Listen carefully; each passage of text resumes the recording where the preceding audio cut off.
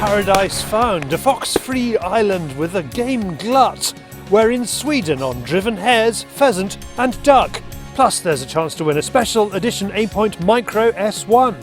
We have another Fieldsports Nation exclusive offer. This time it's the Olight 1 kilometre range hunting kit. Cai is cooking up a calf and Mark Windsor completes our Smoking Target series by talking about that high tower performance which won him the biggest prize in British shooting. David's on the news stump. We've got Hunting YouTube. Welcome to Fieldsports Britain.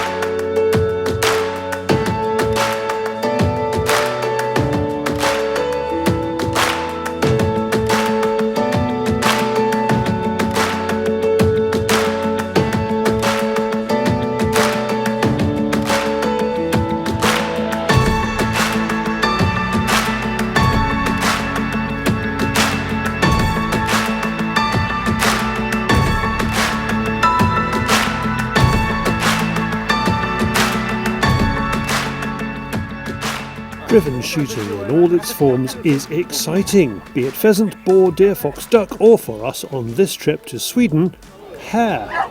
Now the scientists will tell you that hare numbers are struggling, and the animal rights lot say that means we should stop shooting hares, but the antis are of course only telling part of the story, because where hares do well, they do very well, and maybe nowhere more so than on this island, the island of Ven, where most of our shooting will take place.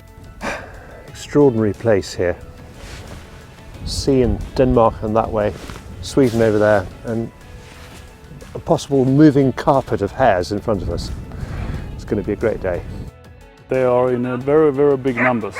So because there's no foxes, no predators. So therefore the numbers of hares and number of pheasants is for me crazy.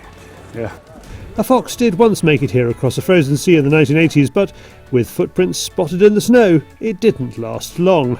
So, to keep the game level sensible and the crop damage tolerable once a year, the farmers, with the help of the locals, including a few who should be in lessons, organise a driven hare hunt. And for the last 2 years, Aimpoint has been a part of it. It's more like the team, the people that lives here, they do it from the heart, they want to do this.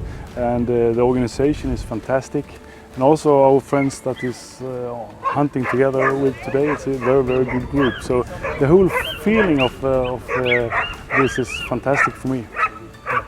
Ven is the climax of our 3-day trip. There is plenty to keep us busy before then. Co-hosting the media event with Aimpoint are ammunition manufacturer RWS and hearing protection specialist Peltor. So typically on an international shoot like this, lots of foreign journalists, we get lovely shiny kit parked on a rifle. This is a shotgun, which puts me, a Briton, under some pressure because the foreigners have this great joke. Whenever we go wild boar shooting, they're saying, "Oh, you're British, you're looking for the pigs in the sky." So I've got to perform, or our country's honour is at stake. A little bit above it, underneath it. Behind. Yeah, and behind, yeah. Behind again.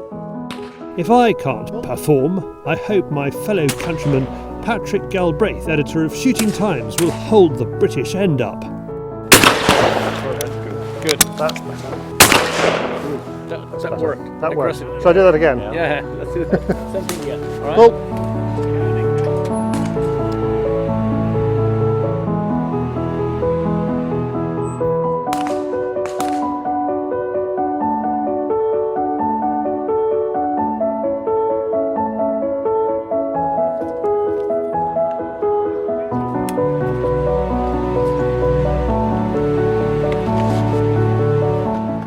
Seem to understand just how chic this is. This is a look. Look, orange. Okay, got to go orange. Go orange. You know, I am a Belisha beacon. That's it. The following morning, the international team of guns heads to a beautiful estate near Aimpoint's base in Malmö, southern Sweden. Estate owner Sten Eriksson is our host. Roy has been here. It's where he shot a magnificent fallow buck. Hunting is a significant part of the estate's income. It has to be. We make sure that the game has its own economy, because if we don't have our own economy to live on, the farming side of farming business will just kill it off. So the abundance of game we can have here is because it actually pays its way. It feeds the caterers, the beaters, the gamekeeper, and puts a substantial income into the estate.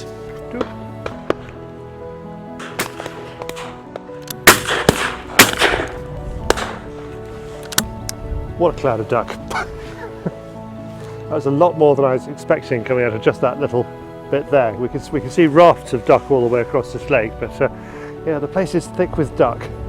It's an impressive opener. Everyone gets some shooting.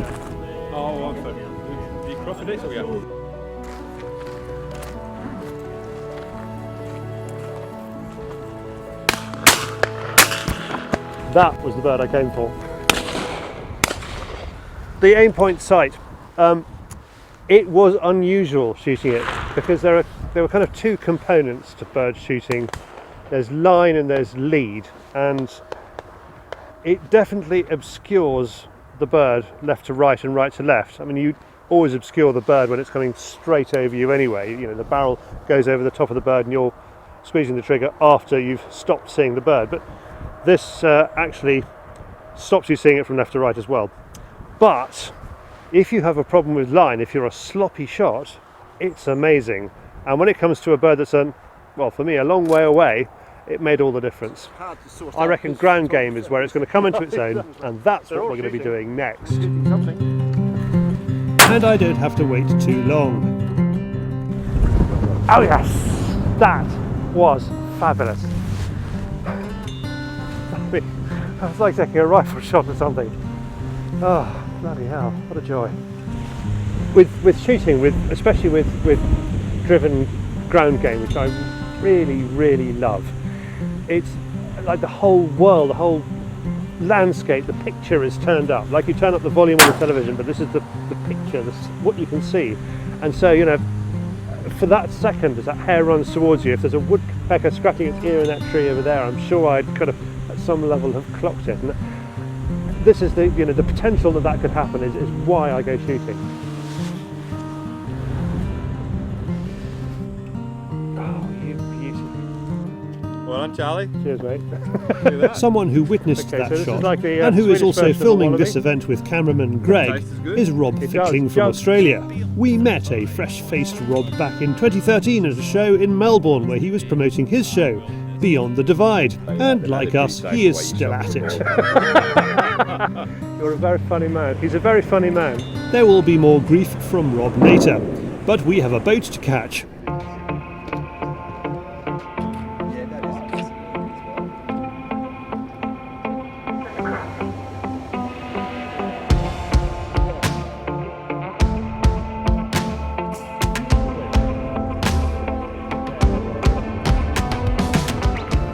We are incredibly lucky to be here. Traditionally, this day has just been for family and friends. Even though the guys at Aimpoint have been welcomed into that tradition, it hasn't lost its charm.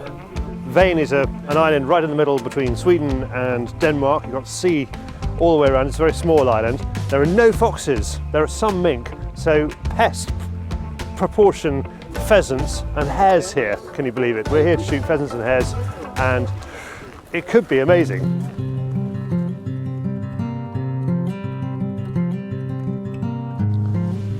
Our opening drive offers a wide expanse of stubble field. So this is the part of the day when anticipation starts to build. What I love about driven ground game is at any point in the day anything can happen. Whether you're in a wood after wild boar, out in a stubble field like this waiting for hares, suddenly action could explode in front of you, and it's a little bit more than pheasant shooting. So for me, it's my desert island sport. It's the one I'd take to my desert island over pheasant shooting. Nothing wrong with pheasant shooting. As the beaters bring the line towards us, the guns further up the hill are in the shooting.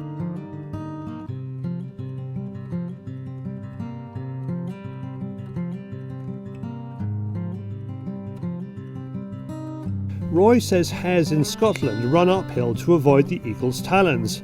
If that's in their DNA, we might not see any action on this one.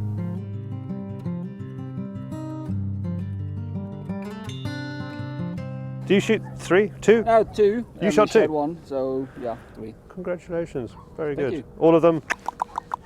Yes. See it going down and you're satisfied with that. So Yeah, that's nice. exactly. No, it's fantastic. And what did they do? Were they kind of running straight at you and they suddenly see you and jig one way to the No, other? they came just between us and quite straight, so nice shot. Charlie's been wearing a new set of pelter. Yeah. So can you tell us a little bit about that? I mean, in-air has been the weakest point for pelter for many, many years, but now we have a range that is really strong, and we think that we will do more in that area. So surely you can tell me about the product that Charlie's wearing. That's a no, you can't tell me. Nah, I won't say any much more than that, but we do more. There will be more product on the market for sure. So new pelter products, spring 2019. Yeah.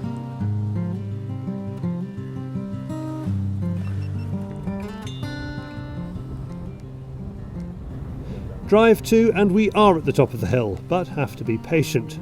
Incredibly, I miss one.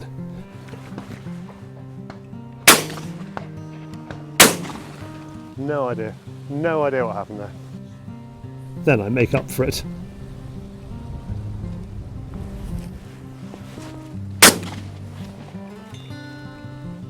Well, we had high hopes for this drive. We're at the top of the hill this time, so everything was right. But actually it took quite a long time for the beat to come all the way up here and start putting up animals. I missed one. I don't know. I'm not. I blame the gun, everything, not me. And then I hit one, which was entirely down to me. And it is good. It is really good. All right, Jacoby. Jacoby 1 Kenobi, as I'm calling it. They say it's not competitive, but it totally is, all right, especially when it comes to palms. Drive 3 and I'm gonna pegged take next a step to back Rob. on the, He admits on the he's high more of a ground, rifle you shot, shot. but typically competitive like more Aussie, hares he than wants I to have. prove a point. Two hares to me, 2 misses to you, 1 hare. Oh, punchy, very Righto. punchy. We're on the stand. May the best man win. Good luck. Good luck. Ankle tap. There are a lot of guns on each drive. When the beating line passes us, we join it. I have had no shooting, but Team UK has clocked that Rob missed a sitter. This is the face of victory. That is the face of victory. I couldn't have embarrassed myself any better. England takes Did it. I miss twice or just the one really bad one? You missed one really bad one and then you didn't go bang at all. No. Like something was wrong with your... Oh, I went to broke and then reload, then didn't reload, and then Yeah, no, these are really, I don't know if you find, these are really funny thing useful. about that, Very good, yeah. They're almost perfectly effective. Nice shot on the pheasant. Thank you. I'm all out. Well played, man. I smacked another pigeon over there that didn't come down. Oh, they are tricky like that, aren't they? At the other end of the line, Patrick is obsessed with other quarry. I'm happy down the drive just with this. Really? Yeah, I don't, do you remember so explain for the viewers back home what this is. So this is the world's finest game bird, the wood pigeon. I think is often overlooked, but their ability to change direction on the wing, I think, exceeds any other bird. That was a good shot. That was a cracking shot. Up high, end of the wind. Yeah. It's not actually on the quarry list. I mean, he hasn't read the rules very carefully. Really? Yeah. So we could be seeing quite a big fine coming up. But Could be instant disqualification. just saying.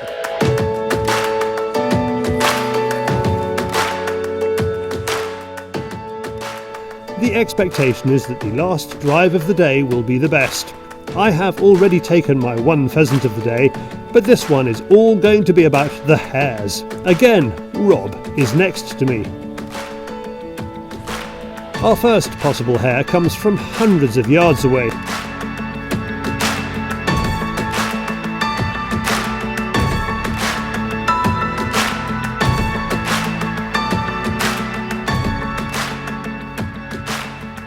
Then another clean chance. That was not yours. That was so not yours. followed by a third which needs a steward's inquiry.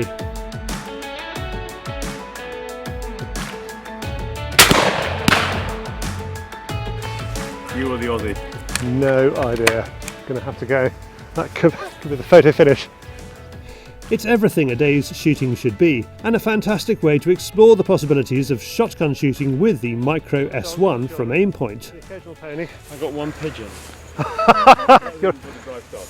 You're obsessed, No, Patrick. that was mid-drive. You're obsessed.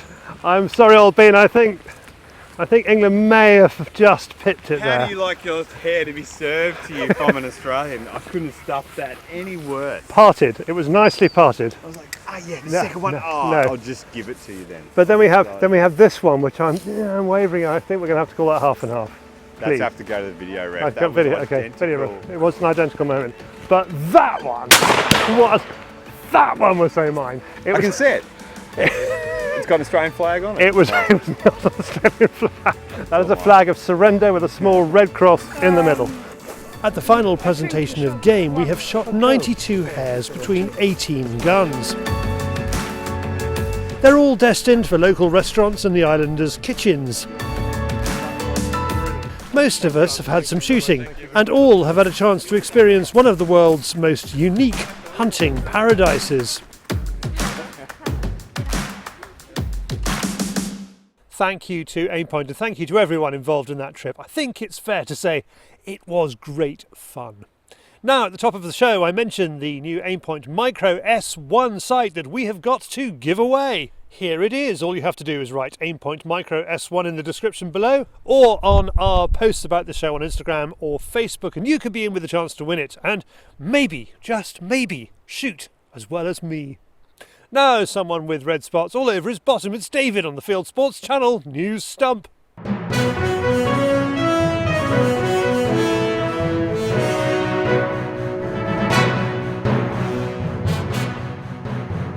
This is Fieldsports Channel News.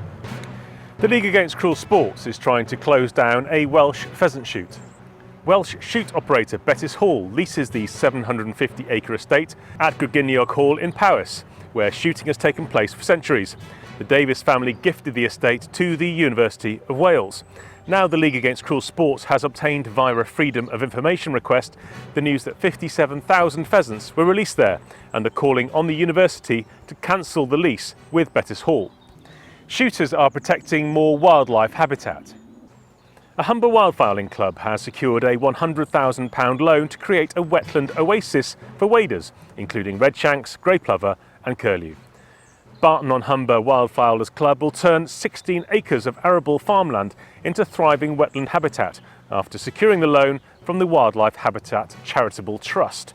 The Humber Nature Partnership says the open farmland was identified as ideal habitat for high tide wader roosting. The British Labour Party says it's doubled down on its anti-hunting commitments.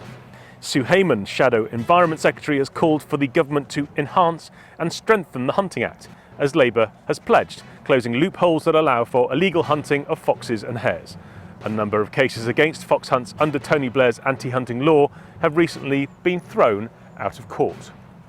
Prince William has once again lammed into the illegal trade in wildlife. A new film, The Last Animals, shows the Prince discussing the death of rangers trying to protect elephants and rhinos. The film, which premiered at the Tribeca Film Festival in 2017 and is now available on VOD in Canada, Australia, Ireland and the UK, documents the decimation of Africa's wildlife by ruthless gangs and traces the killing from the savannas of Africa to the consumers in Asia and around the world. The trailer is on YouTube. There's a new Jones out shooting. Hollywood actor and former footballer Vinnie Jones's grandson Harry joined his father Aaron for a day on the pheasants. And Vinnie sent us these snaps. The words "chip off the old block" spring to mind. The Country Food Trust has launched its winter appeal. Since it was created 3 years ago, the Trust has helped those who shoot to provide support to those in food poverty. It's provided over 130,000 game casseroles and curries to those who need it most. And this year it wants to provide 75,000 more. Of course, it needs money to do this. To donate, go to virginmoneygiving.com/fund/TCFT Winter Appeal. Thanks to Auntie Magati for sending in the story. Australian shooters face a duck ban because scientists are too incompetent to find them. The nation's key waterbird survey shows how drought has drained eastern Australia wetlands of water and bird life. Waterbird Survey Team Coordinator Professor Richard Kingsford says, "I don't know where the birds are. However, shooters say the birds haven't died, they've moved to farmers' dams or ponds and to the seashore." Geelong Field and Game reports on Facebook, "In recent weeks we have located significant numbers of game birds on dams. With over 450,000 dams in Victoria, there is certainly no shortage of habitat." Geelong is among a number of Australian duck shooting groups posting with the hashtag we know where the ducks are. A blind deer stalker has bagged his deer. Bob Shue from Wisconsin shot a good-sized doe. He relies on a mentor to be his vision, and that person sits closely behind him so his eyes are aligned with Shue's gun scope. Bill Metcher guides his friend's shoulders and arms to move the gun in the direction of a deer and quietly whispers, "Shoot," when it's time to release the trigger. A special hunt for the disabled in Wisconsin is held in early October, with special land areas open to just these hunters. The designated areas, hunters and mentors are approved prior to the season. And finally, one of our shareholders sent us this picture. Is it an apple or is it a pear? Thank you, I think, Tim Newcomb from Cornwall. You are now up to date with Fieldsports Channel News. Stalking the stories, fishing for facts. Thank you, David. Now, before we go to Mark Windsor and talk about that Range Rover, we have another Fieldsports Nation exclusive offer.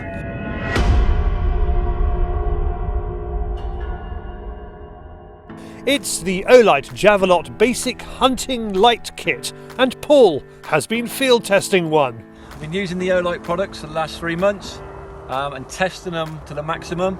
If you look across there to the two trees, we've got one there that's about 150, really clear, and then the other one's down the bottom there, 250, 300, somewhere around that. Again, you can see clear as a bell, not that you're going to take shots at distance, but you can identify things, which is very, very important. Then we stick on the filter, out at 50, very good, 150, to the naked eye, it's not clear, but through the scope, yeah, clear as a bell. It holds its charge really well, and it's easy to charge. So yeah, very pleased with the product, one that I would definitely keep in the rucksack, and this small one I keep with me all the time. So, very good product. This kit retails at £218, but from us and only from us, for you, the Fieldsports Nation, we're selling it at £118. We've managed to get £100 off the price, including postage. All you've got to do is go to fchannel/Olight and snap it up. The last offer we did, which was the pigeon flapper from Flightline Decoys, sold out within 12 hours. We've only got 10 of these Olight lamping kits to sell, so be quick. Now, clay shooting, and let's turn the Olight spotlight on Mark Windsor.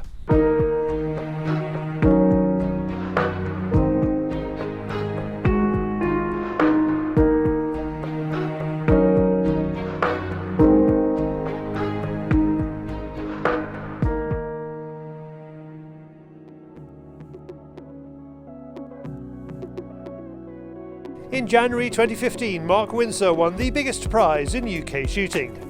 A 25 straight in the Royal Berkshire Stratton Ultimate One Tower Challenge won him a personalised Range Rover autobiography, courtesy of Stratton of Mayfair. After filming the latest series of Smoking Targets Game Flavoured, we asked him to talk us through that amazing day. Obviously you've got a chance to change your life, to win an astonishing amount of money, which was actually a Range Rover long wheelbase. So yeah, apparently on the day that was quite different. I was the only one that stood there, composed myself for about 10 seconds in total silence, got my mind ready, got everything ready for one shot basically, which is all you get at 25 targets. You've got to hit the 23 out of the 25 to win it. I shot the 25, the perfect 25. So yeah, it takes a lot of mental courage, a lot of confidence in yourself to do something like that, you know. Many people ask me, how did you do it? It's it's a culmination of things really. It's years and years of shooting experience to be able to let your body and let your mind kind of take its own path without trying to perfect the shots. You've got to flow because it's a sequence. It's not just you stand there and call for the targets, it's 25 targets thrown at their own timing. So it's a sequence that you've got to keep up with. So basically it's a very tough feat to do. And it takes a lot of energy, a lot of physical and a lot of mental energy to do, to shoot an activity that takes no more than 2.5 minutes, something like that, So it's, yeah, it was a big thing that I did there. Changed the game of clay shooting, you might say, for that one moment. But do you see that there's more room for competitions of that ilk? These massive challenges as opposed to sort of competitions.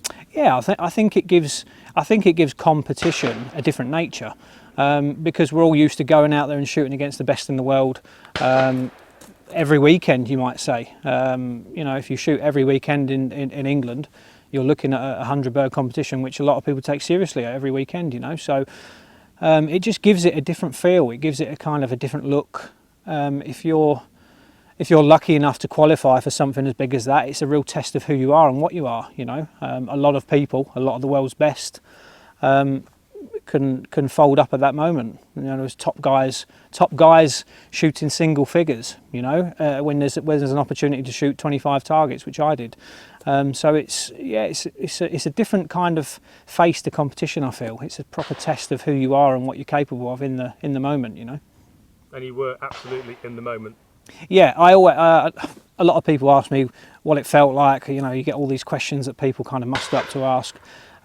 Honestly, it felt like somebody else was controlling me. That's how in the moment I was.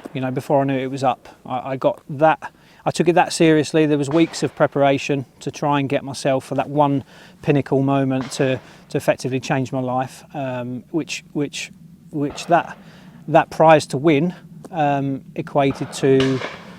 They was throwing all sorts of figures around, but it was a 130 grand car. So it's the kind of thing that you would see for, as Dylan stated, it was like the perfect hole-in-one in golf, and it is literally on that magnitude. Golfers get one shot at it. We got 25. I would say making 25 shots is harder than making one shot. So it's and we're talking on the limits, nearly on the limits of capabilities of a shotgun. You're talking over your head, 45 yards above you, and some of them wider crosses. One of them, I think Steve said it was between 60, 70, maybe 80 yards. It's a long way out for a shotgun. And it was a midi, which is one of our smaller targets. It's a 90 mil, so it's to put the shot on it, consistently, and to hit them in the middle like I did takes a lot of mental stability in that moment. You've got to be very controlled, you've got to be very calculated. Not get ahead of yourself. As I said before, it's a sequence, so you've really got to control your calmness, manage yourself. Don't get me wrong, fear was there, nerves were there. I don't think anybody doesn't feel nerves at some point in their career. It's just how you handle it. You've got to work through it. It's not going to leave you. You've just got to handle it and get on with the job. People must have been asking you as well what shells you were using. Yeah, I mean, if you ever get to watch the video footage of it on the camera, they was hit very hard, and I was just using a normal clay load, which was a 28 grain number 8 in Game Boy Black Gold through 3/4 and full barrels. So I would like to say that I was geared up for the job properly. 3/4 and full are as tight as you'd like. You don't necessarily need to use that choke system. It's a choice of mine, but it was definitely a necessity to have them number 8s because I've got ultimate belief in that cartridge, and it proved on its own. I don't have to big the cartridge up here. It did what it says on the tin. It shot them birds perfectly up there with me, in succession with me. So and I've used that shell for a long time. I know it inside out, so that's the capabilities that you need to have in relation to the equipment you use. Is it difficult to get motivated for other competitions having won this? Good question. Yeah, no, because I'm a competitive person, and clay shooting to me is me against the clays. Yes, I'm competing against others that are, also classed as the best in the world. For me, I I mean, it's just one of them things where you have to get motivated. You have to. You can't not be motivated. I mean, 100 bird competition on the weekend for me has now fallen into the box of it's a day out. I enjoy it. If I win, it's a bonus. If not, I'm out with friends. But I still stay very focused on the game of British Open, world titles, you know, home and abroad. So clay sport still does it for you? Oh, absolutely, yeah, because it's something, it's in my blood. I've done it since I was a youngster, since I was a boy, you know. This will be my 21st year of shooting. So it never leaves me, the competitive side of me. And if you put a golf club in my hand or a cricket bat, I'd want to beat you. Not physically with it, but I'd want to beat you in that competitive nature, you know. That's the end of the film, please. Okay. Sorry. Last question. Have you enjoyed filming today? It's been great, yeah. We've never done this type of filming. We've always messed around on pigeons with Andy Crow, which is a good friend of mine. But yeah, today has been fantastic, and we've got to say thank you to the team at Royal Berkshire for letting us use this amazing facility, and to come down the old road and explain of what I've won here, you know. So yeah, Steve, Ed, you know, thank you to Dylan. I haven't seen him today. I think he's busy, but you know, we can't forget that it's places like this that let us bring the camera to you guys at home, you know. So we've got to say thank you to them. Thank you very much to Royal Berkshire for the day. It's been fantastic.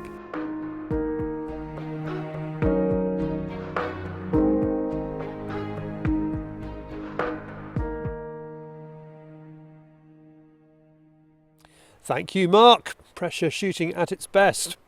Now, last week we left Kai in Norway to collect, gralloch and cook up his red deer calf.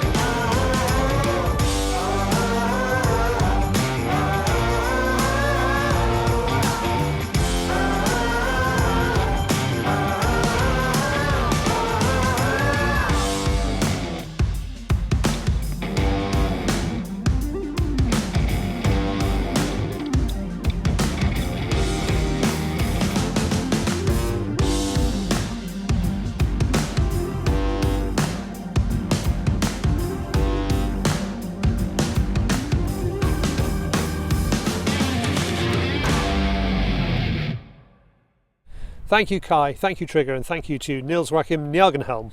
Now, from Norway to the wider world of hunting and shooting on YouTube, it is Hunting YouTube.